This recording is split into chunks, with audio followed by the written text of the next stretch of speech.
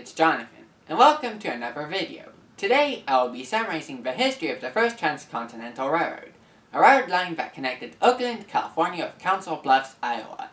This was the first railroad line to connect the west coast of the United States with the rest of the American railroad network, which is significant for me since I'm from California.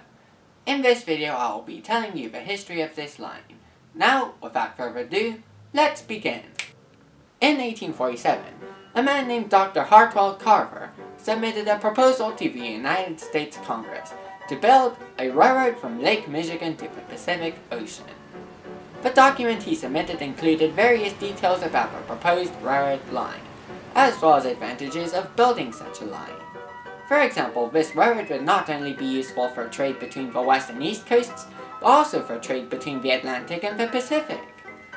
Realizing these advantages, Congress approved the proposal, and in 1853 it allocated $150,000 to the United States Department of War, so that the U.S. Army could conduct surveys on possible routes for a road to the Pacific. The result was the Pacific Railroad Surveys, a detailed series of reports on the plants, animals, and terrain of the West. The reports were published from 1855 to 1861. Once these surveys were published, one question remained: where should the railroad be built? Congressmen from the northern states wanted the railroad to be built in the north, while congressmen from the southern states wanted the railroad to be built in the south. As a result, construction would not begin until the 1860s, when the American Civil War occurred. Because most of the southern states unilaterally seceded from the U.S. in 1861, the debate over the railroad's location was resolved. In 1862, Congress passed the Pacific Road Act, allowing the road to be built on a northern route with federal funding. To build and operate the railroad, two companies were created. One company, the Union Pacific Railroad, or UP, spelled with a space between rail and road back then, would build this section from Council Bluffs, Iowa, through Nebraska and Wyoming to Ogden, Utah. From there, another company, the Central Pacific Railroad, CP, would build the line from Ogden through Nevada to Sacramento, California.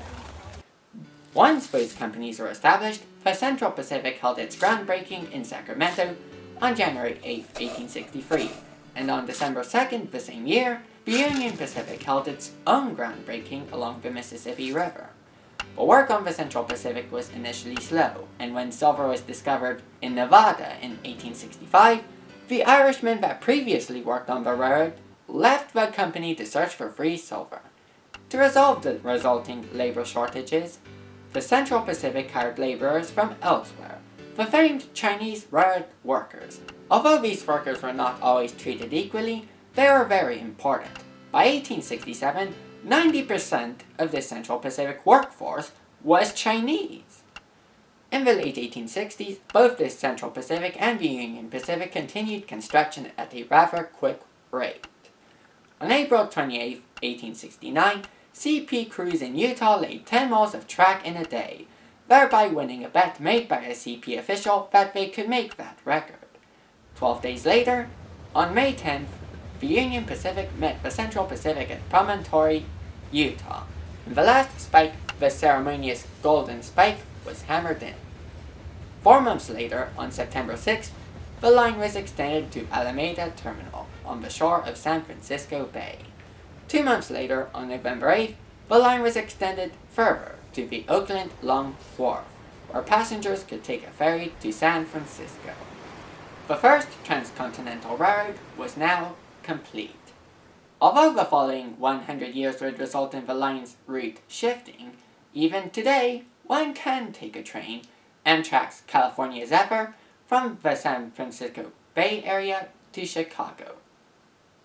Thanks to the first Transcontinental Railroad, as well as several other lines that followed only a few decades later, it became much easier for people and goods from the East Coast to travel to my home state of California, and vice versa.